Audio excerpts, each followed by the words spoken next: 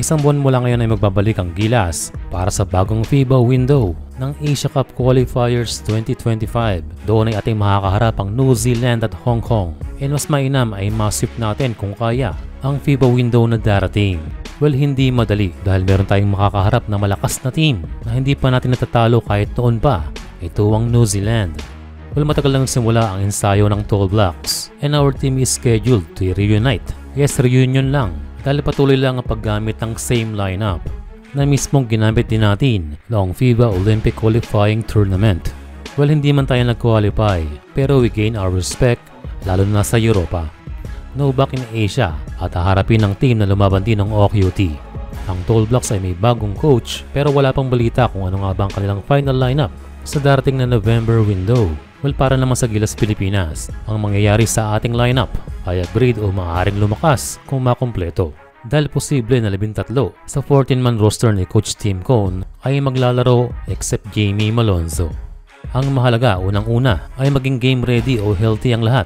Dahil kung sakali ay maglalaro ang 5 nating young core na sina Kai Soto sa center, AJ Edu sa power forward, Carl Tamayo sa small forward, Kevin Kiambao sa shooting guard, and we have Dwight Ramos as the point guard.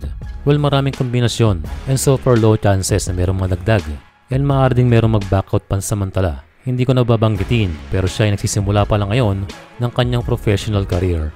Pero ang best din talaga ay effective ang semi-permanent team ni Coach Tim Cone, initially natatakbo ng 4 years.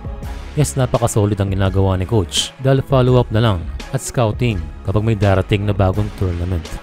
Ang medyo issue lamang ay maraming ma-delay sa pagpasok sa men's team o yung mga gumraduate na sa Batang Gilas. Well, karamihan sa kanila ay nasa UAAP katulad nila Gagate, Pablo, Demisana, Konov at marami pang iba. Kaya malaking task para kay Coach Tim ang pagmamanage ng malaking supply ng mga players. Isa sa maaaring maging eligible na sa men's team ay si Calum Harris. Well, nakita ko sa isang post na itong si Harris ay umaasang makakabalik at makapaglaro muli sa Gilas Pilipinas. Well, sa program ngayon ay darating din ang time sila ipapasok din sa ating men's roster. Pero kailangan maghintay unless na sila ay tawagin na katulad ni Mason Amos. Pero sa pahayag ni Calum ay maaari itong mapansin ng SBP.